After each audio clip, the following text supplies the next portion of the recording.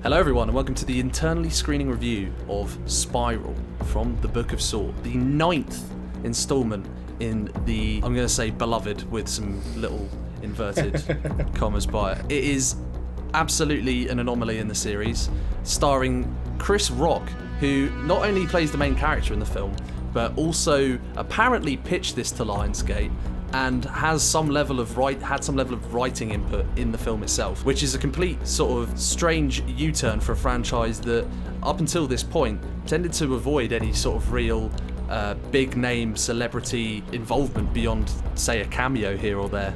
But Saw is back. It's the first ever Saw film not to be released in October, which is, I guess, a sign of the times. And it comes at a point where the franchise kind of feels like it's losing its relevance a bit. The last Saw film, Jigsaw, didn't do amazingly well and wasn't by any means especially popular with even the dedicated fans of the franchise. So what we decided to do was bring on a lifelong dedicated fan of the franchise, a Saw enthusiast, and his name is... Is this where I say my name? This is where you say your name, Jacob. Don't leave me hanging like that. Hi there, everyone. I'm Jacob Rudman, or you may know me as the Tasteless Reviews guy. I've Saw for a while. It was the first horror franchise I grew up sort of watching, so I've enjoyed the twists and turns of the series throughout the years, the great highs and the extreme lows, as I'm sure we'll get into. But yeah, thank you very much for having me. What was your overall thoughts on Spiral from the Book of Saw? And I'm going to try and refer to it by its full name every single time. Absolutely, I don't think we're on friendly terms with it. So for me, I thought this was quite the shocking sort of... It's no better in quality despite the increase in the quality of the cast. Yes. What's quite amazing is that bringing in such big names hasn't done it any favours at all. It's also one that I found myself least kind of captivated by the traps of it as well. A series that defines itself kind of on the scary, gory traps. This probably has by far the weakest of those. Yeah. Well, I also forgot to mention that this film also stars Samuel L. Jackson. Yeah. But it would be easy to forget if you've seen the film. Would you agree? Yes. As we joked, they wanted to keep him in it for as little time as possible to keep costs down, it seemed.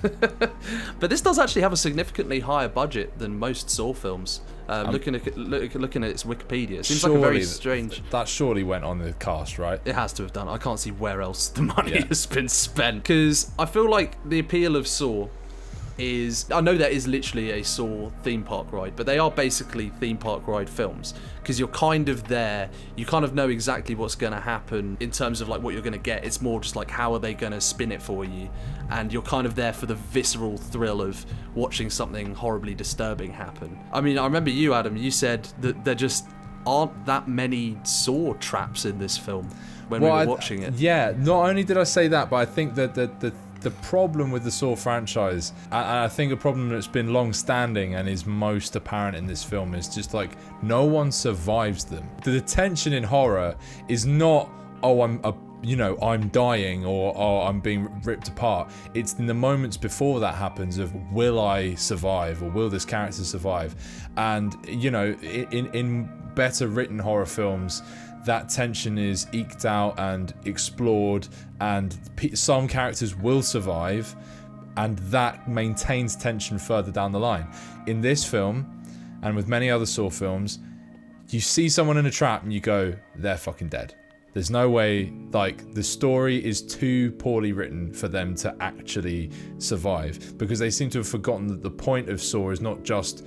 the point of Saw, is just to show gory shit. But the point of horror is to make people scared. And if you know for a fact at the beginning of your beginning of your horror scene exactly what's going to happen by the end of it, then it's not scary anymore. You just kind of analyze how creative it is. Well, if you see a particularly cool trap, you're like, well, there's no way they're surviving this. It's too cool. Yeah, I think that there's an opening trap where, spoilers, I guess, that he's this guy's suspended in a subway station on like a track, and he's got to like bite his tongue off to get out and unhook himself from this contraption.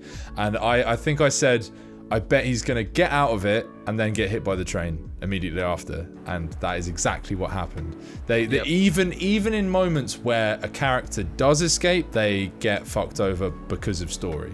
And that's a huge problem with this film. So I should mention with this film, it's kind of the first time, I'm going to say ever, I've seen all the Saw films, can't remember them exactly, but I'm going to say it's by far the biggest outlier in terms of approach, at least thematically. So the basic concept behind this film is it's being very topical, and the main character, played by Chris Rock, is a police sergeant or something, you know, a police officer. Some kind of detective, yeah. Yeah, who is kind of living in the shadow of his legendary dad, played by Samuel L. Jackson, who was also a cop.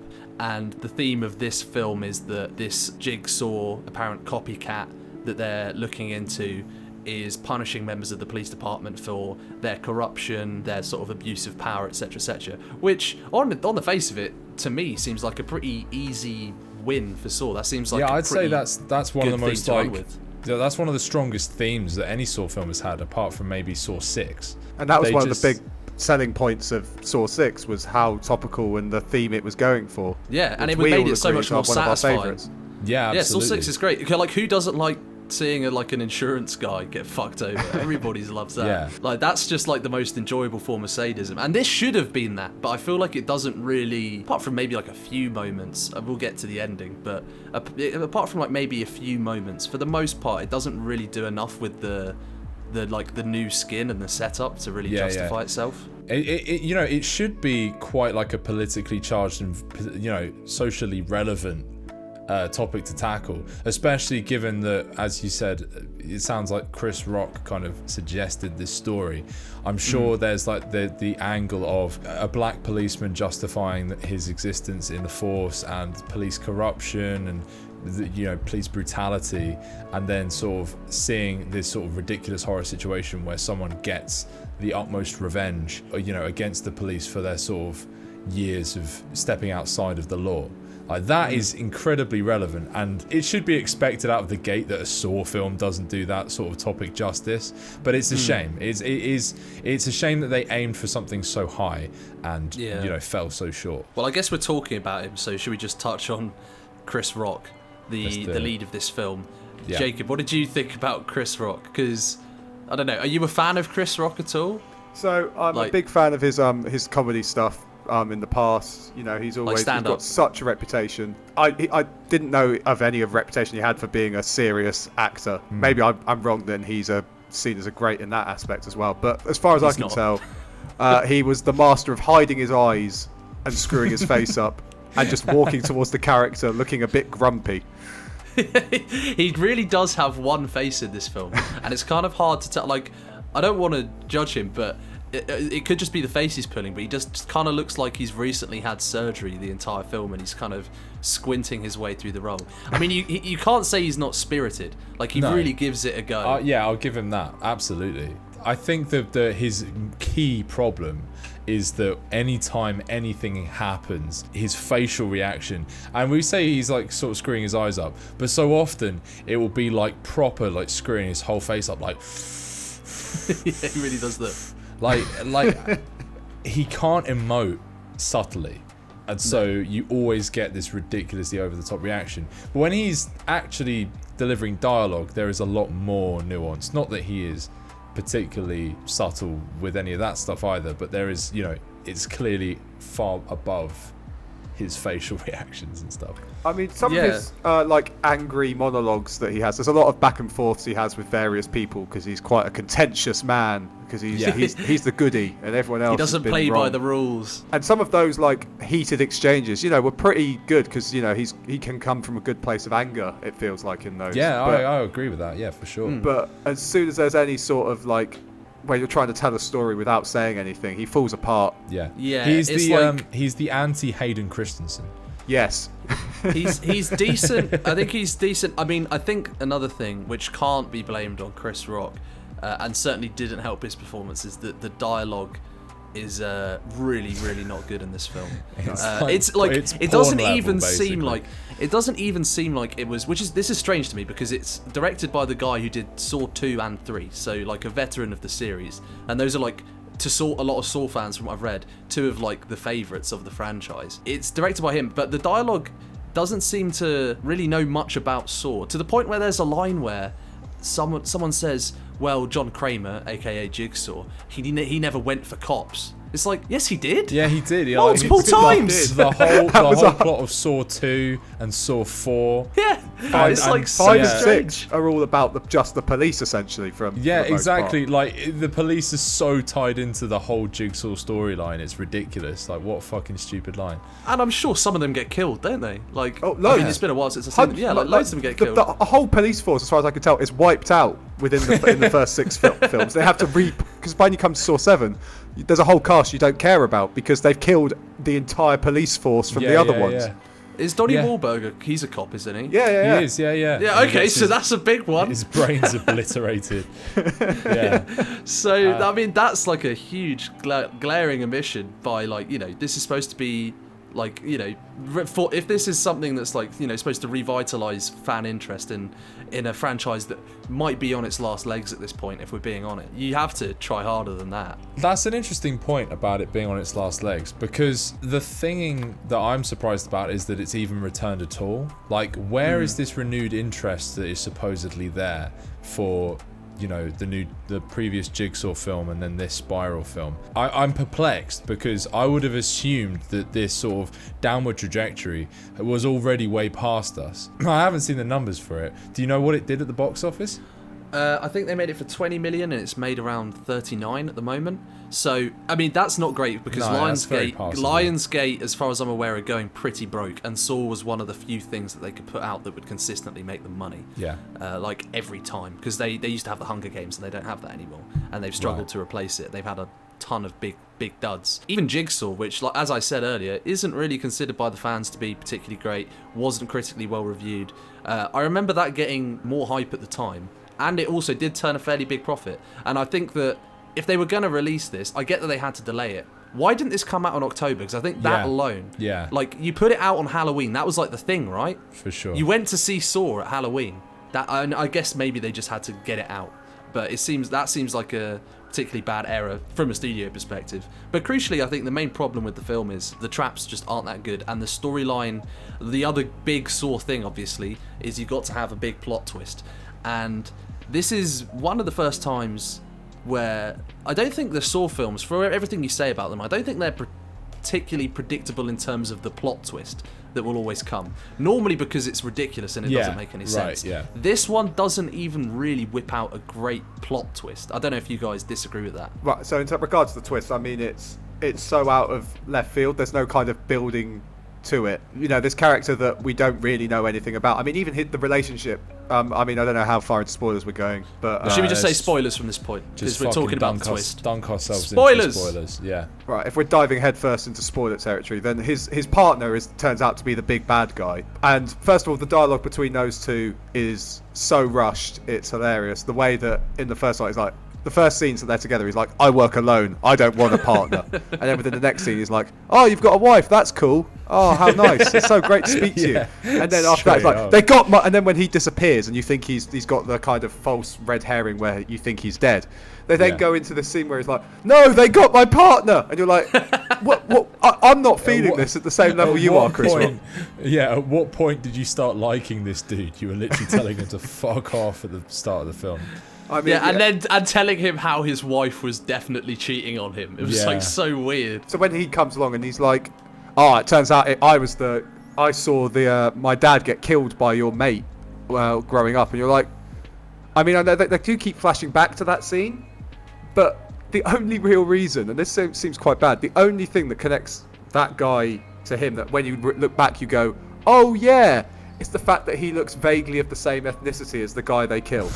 Yeah, he looks kind of like Italian or something, right? Yeah, and that's the only thing that makes you go, oh yeah, he could be related to him. Yeah, but that's a good point.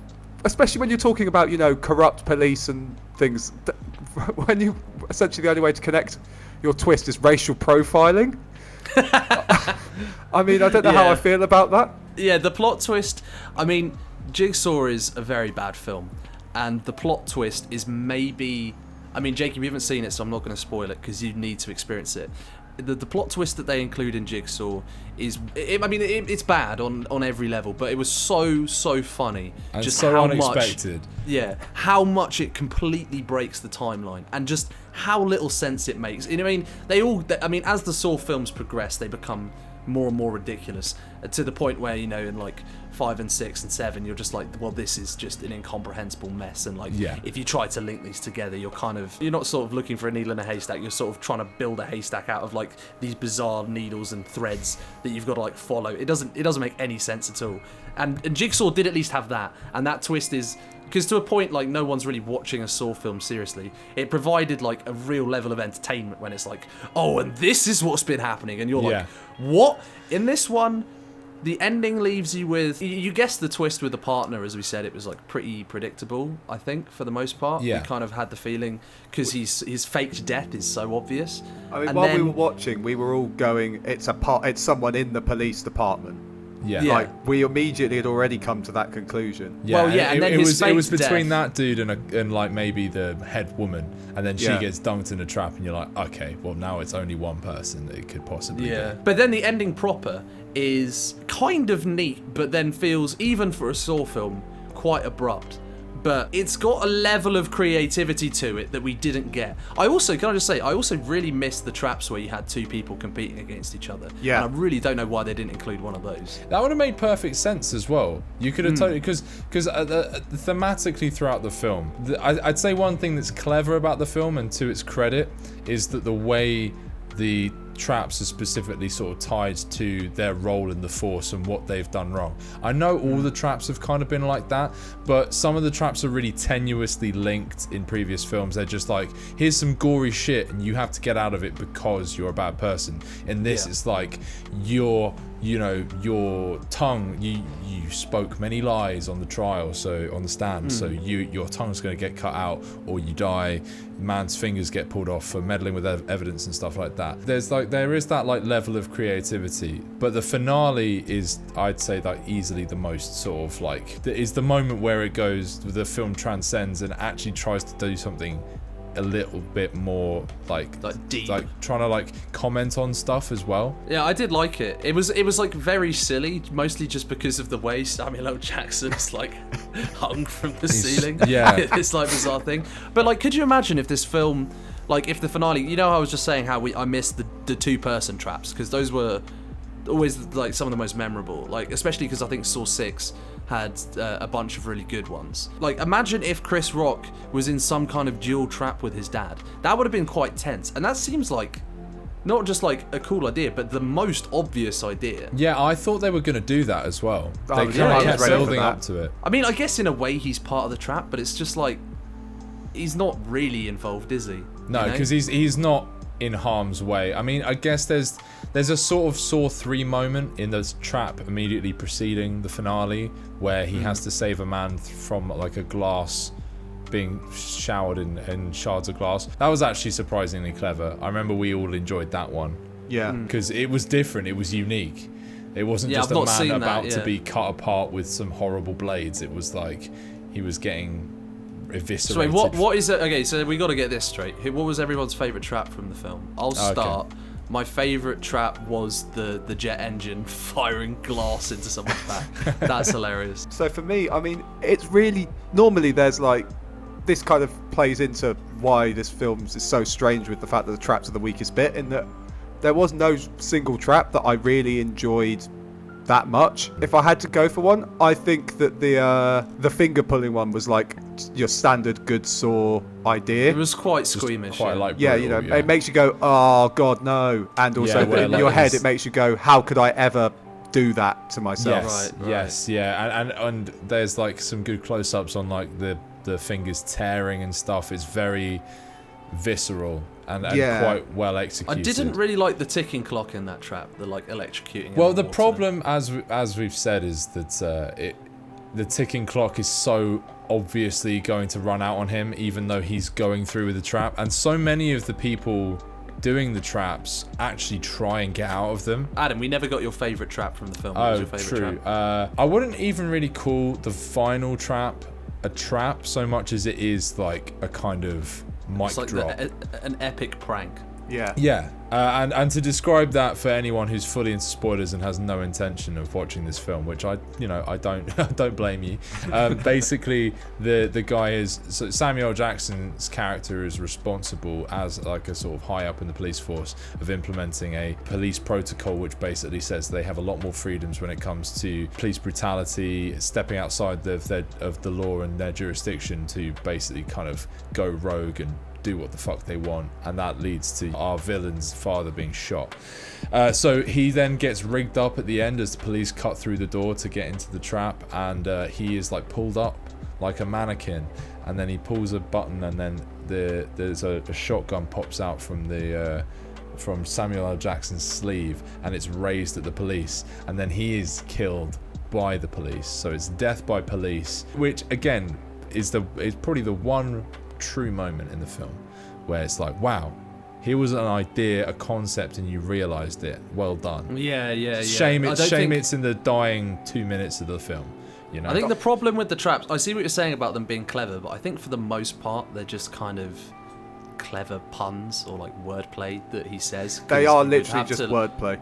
You'd have to like really, if you just showed me those traps without the line. I say clever in so much as they're specifically tied to the story, where so often the Saw traps are just like, we've been doing the story for 5 minutes, people are going to be bored, let's quickly cut to a new trap.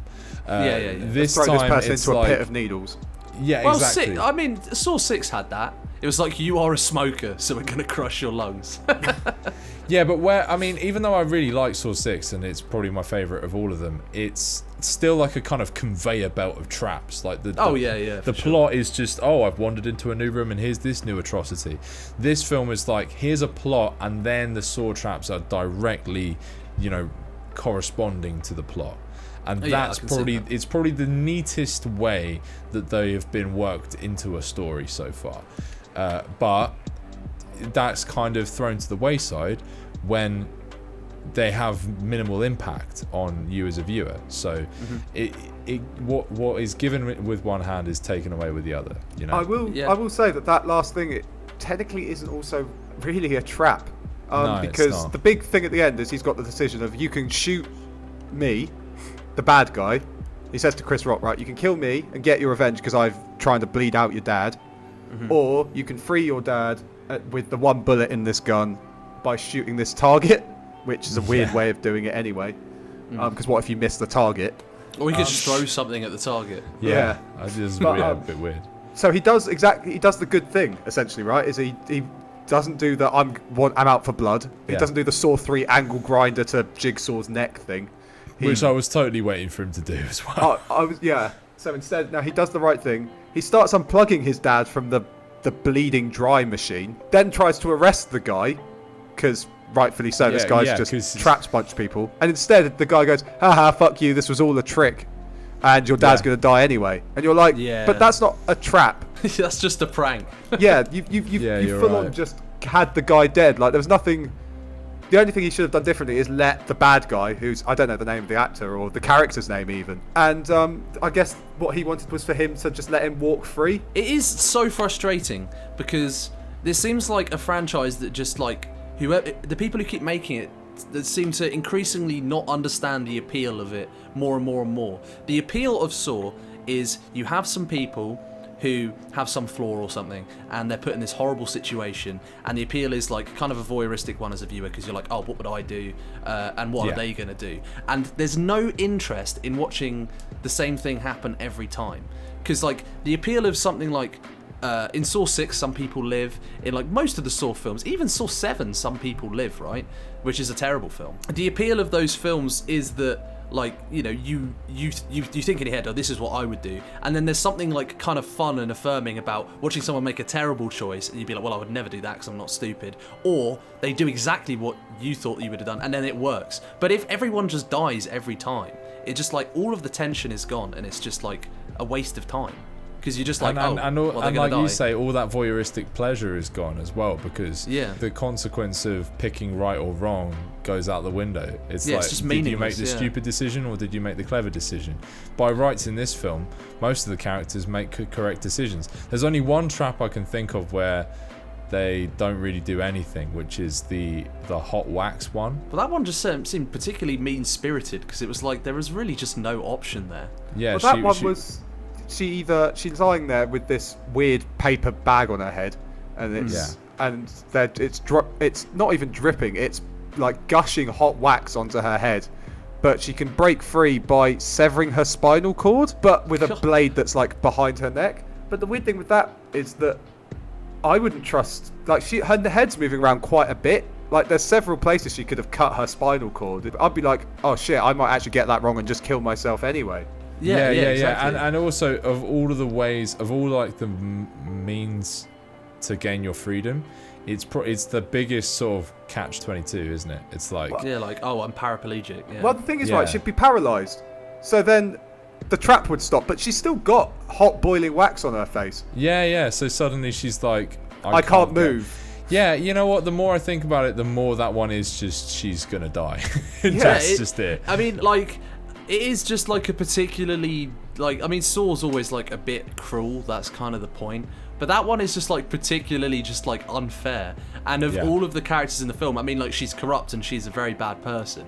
But it's like, this just seems, even though he's supposed, like, the original, I mean, I know that because they always used to say this in marketing material, like in interviews, the people who are like making the films will always be like, well, Saw's such an interesting character because he's a serial killer, but he has a moral code. And that increasingly became less and less true with each film. I mean, it was untrue in the first Saw film, arguably, and then became less and less true as it went on. At this point, I mean, I guess it's not the same character, so maybe this is like, but the premise of the film is still supposed to be the same.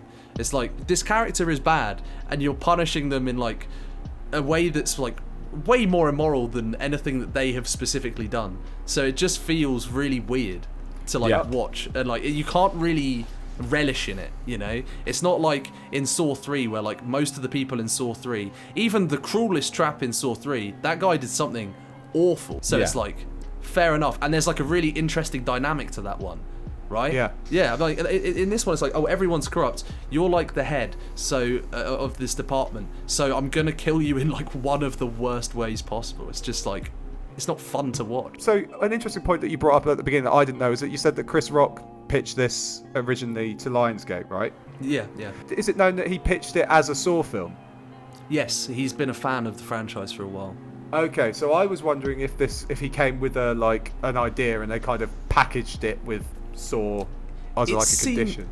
I mean, he hasn't got any actual writing credit, but there's a fair amount of like promo out there for the film, and like if you read on the IMDb or Wikipedia, it says that he pitched the film and helped write it. I'm guessing he helped write it as in like as an actor. A lot of the stuff he says is ad-libbed, because a lot of the dialogue he has is quite similar to his comedy stuff. So I imagine that's where his writing input comes from. And I think he did deliver it as a concept. So like, it was probably his idea. I don't know how much of the story he fleshed out because it's not written by him, as I said, it's written by two other people. But he probably was the guy who came up and said, this is, why don't we do Saw, but with the police department type drama being like the main focal point, as opposed to normally where it's kind of in the background. I'm wondering if maybe, you know, Saw is waiting for these big social events now. Oh God. And it's going to try and ride the coattails. So you'll know. Is it going to do a global warming one next? Oh like, yeah, that'll be the next. Saw 10, Jeff Bezos' space. I was thinking of those people that like started the forest fire with one of those gender reveal things. It's like, I want to play a game. Guess the gender of this child, or you'll be blown up.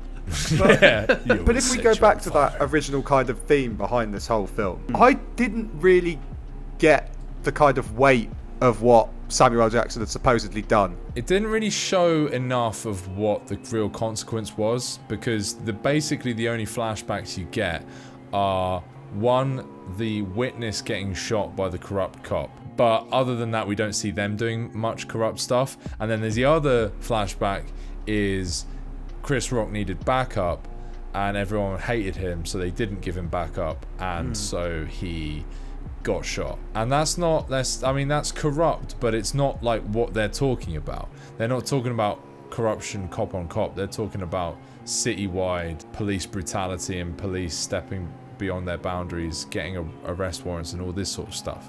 We just don't see it. We just don't see that happening. No, I think crucially as the whole thing with the sins that people commit in Saw films is it's the kind of thing that would really personally annoy you. So, like, for example, the Saw trap in 3, which we were talking about, that guy was like a hit-and-run drunk driver, right? Or, like, in Saw 6, it's great because it's a guy, like, turned down Jigsaw's insurance claim, right? Even though he'd been paying his whole life. And he's like, well, we can't afford the excess, even though he's, like, in a really rich company. That really, like, that's going to get you goat. That's, like, infuriating. You kind of want to... It's, like, enjoyable to see that guy get punished. And, like, with the police thing, you have such a clear... Like, there's so much fucked up shit the police do. You've got, like, a buffet of fucked up shit you could do and then love to see them punished for. But all they really show you is, like, negligence and some, like one guy getting shot, which is really bad. But it's not, like, if you wanted to, like, really galvanise your audience against them, you have, like, and you're as tasteless as a Saw film is, you've got so much police brutality to choose from. And you're going with, like, a guy getting shot and some police officers being mean, but he lived anyways. The rest of it is office politics. Yeah. The rest of it is just them saying they don't like Chris Rock. Oh, he's a goody two-shoes, so we're not going to back him up. And that's like, that's kind of dickish, but it's not like, it's not a reason for me to want to see someone's fingers ripped off. Yeah, exactly. It's a really good point. I think that's another big thing, is that it's focused so much on the inner drama between the police department. We totally lose the big, wider context. That's a super good point. I agree. Yeah, you're right. It tries to make this wide, sweeping statement about a societal issue, but has such a narrow focus that you can't possibly feel that weight at any point during the film. Can we go back to that weird scene with the drug dealer as well? Oh god, I forgot about that. Which I've only just remembered now. Which fuck, yeah. Jesus Which Christ. is so out of place. So what they're doing in that scene, it's like Chris Rock poses as a drug purchaser who's going to buy drugs with an iPad. It feels like a fucking Dave Chappelle, Eric Andre skit or something. I forget what they were doing in that bit. Why was he doing that? So at the beginning of the film, the very first trap, like, the cop who gets got is chasing, like, a pickpocket, like a known thief. Like, that's right, yeah. He then goes missing, and they're like, well, we need to find this dude. And the drug dealer's the only guy that knows how to find him. Yeah, that is a very strange scene. I guess you get, like, a small amount of gore in that scene, because doesn't he, like, break his leg or something? And they're like, oh, look at that. Oh, yeah, he gets a compound fracture. Which is clearly, like, the only reason they really included it. It's like, well, we're going to have this scene, we got to have some... Also, I don't really know how he did that, because he just, like, fell backwards over a coffee table. He was in the Saw film. Yeah, it's just bad luck, bro. The writers were having a tough day. It's like, I'm sorry, bro, your leg's getting snapped. But then at the end, like, the main villain's like, you should... First of all, he's like, we should do this forever. You know, you point out the corrupt cops and I'll put them in my Saw traps. And you're like, how's that a good working arrangement to have going forward as, like, a grand plan? But, like, when he's like, you're one of the good ones, Chris Rock, and no less than, like, half an hour earlier, we'd seen him break this drug dealer's leg and pour alcohol on it and start kicking it with the bone out. And you're like, and Chris Rock was about to go to prison anyway because he'd thrown a witness off a roof. Like, that's why they shot that guy's dad, because he said, I'll testify that I saw Chris Rock. And so you remember this film so much better than me. We only saw it the other day. So hang on, your dad was shot because of Chris Rock. Why is suddenly Chris Rock the good guy for this? I mean, I guess they're going for the morally ambiguous thing where it doesn't really work. Not just because his performance isn't really up to it, but the writing is just not even giving him the chance. No. I like how Samuel L. Jackson doesn't look like he's even in the same room as the actors for all of his scenes. Man, for a great actor, he is, like, so sleepwalking through this fucking thing. In some ways, it's almost admirable that someone with that talent can phone it in as hard as this. I'm wondering if that takes its own kind of special kind of acting skill to be, like, as dead-faced and fucking dead behind the eyes as that. It's almost like a fourth wall break where Samuel L. Jackson is looking to the camera saying, yeah, I know. It's me. Look, I had a really expensive birthday present to buy for someone, so here I am. Yeah. So, like, what are we feeling in terms of ratings? You go first, Jacob. What would you rate this out of 10? There were a few, like, good shots in the film. I think Chris Rock should be like commended for trying as hard as he did, and you know, the attempt at it's badly executed, but I think the attempt at a social commentary is actually like compelling, and you know, does make me want to revisit it. It's certainly different. It's definitely like one of the biggest departures for the franchise, and it's memorable for that. You know, it's not just a retread. And if you're like with us, we watched it just a bunch of mates, and it was a laughing at it. Oh yeah, you can watch this and have a laugh at it. It's hilarious. Yeah, it's perfect. But if you're by yourself and you want like a scary film to like go watch, don't bother. For me, I think this is a 3 out of 10. I think because there are 3 good things I can think about it. yeah, that's fair. I'd echo that as well. I'd echo 3 out of 10. Pretty much exactly what you have to say. The social commentary, you know, differentiates it and adds a level to it, even though they fuck it up. Chris Rock, the, you know, shining star of it. I think also in his performance it does show that he cares. I do think he cares. I just think it's beyond his, you know, limits as an actor, because, you know, he's not known for it, and you can kind of tell. And the film isn't that ugly. I think if in some strange way, the fact that the film is so glossy looking and sort of, I guess it looks higher budget. It looks much more pristine. Well, it is higher budget, I think. Than the grotty, you know, dirty, almost sort of like fucking home VHS recording quality of the previous films. In some ways that's a positive for it, and in other ways that's a negative against it, you know. Can I quickly ask, actually, what era is this film set in? It's a good question. Because the decor is like quite trap music. like 80s, 90s America. Well, hang on. Aren't they using... I think you might just be commenting on the poor infrastructure in the city this is set in. Because I think they use smartphones in this film. I could be wrong. And we have trap all the way through. Yeah, there's like trap. Oh, hang on. Oh, that's another high point that we have to add. We have to add the high point, which is that when the credits roll, we get 21 Savage's Spiral, which... I don't know if this was just like your mind playing like some strange deja vu trick on you, but you mentioned trap and you're like, oh, it'd be like, oh, we're gonna get 21 Savage turn out to be Jigsaw at the end or some joke like that.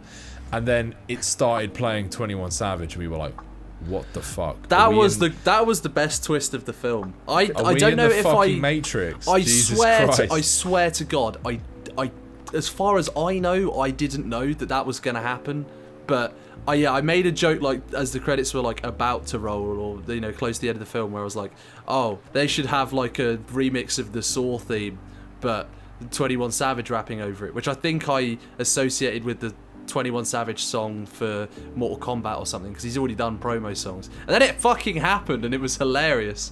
So that was great. I'm never gonna rate seen this film such a fantastic reaction from you two. That was the biggest reaction from you two, where you were both like that was the twist where you were both hands on head going, oh my god. How did this happen?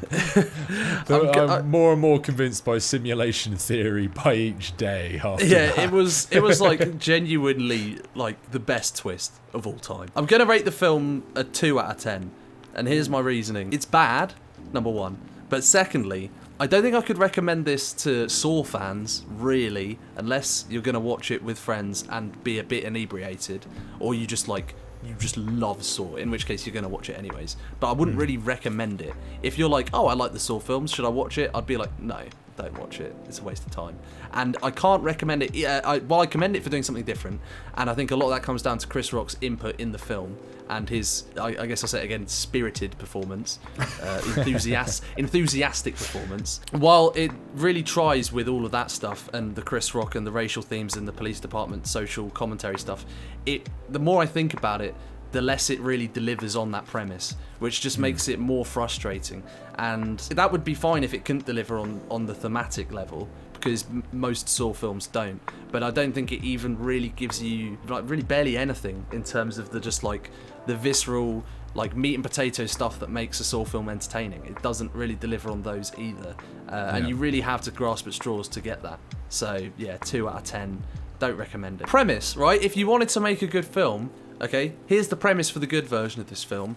He's an undercover cop, and he comes across a bunch of people who are like, impoverished and, trying to make a life for themselves or whatever, who have been conscripted by a shadowy figure, sinister organization to help construct these traps. And where are they going? And oh my god, there's a bunch of people, dead bodies showing up, and he needs to like stay undercover and follow the trail and find out. Because then, for a start, this film does not explain how the person who does all the saw traps even knows how to make the saw traps. It doesn't make Very any true. sense. That's He's very just a true. guy. How the fuck Yeah. did he make a fucking jet engine with glass and a finger puller with an electric bathtub and all of this shit? Doesn't make Yeah. any sense. No, that, you're that right. that is my pitch for the good version of this film. Yeah, he No, just no, it needs a great scene of him sat down on YouTube watching an Indian guy explain, well, this is how you make a saw trap, and he's like, No. just- The jigsaw in this film is that one dude from that video where he like digs out a house for himself using one shovel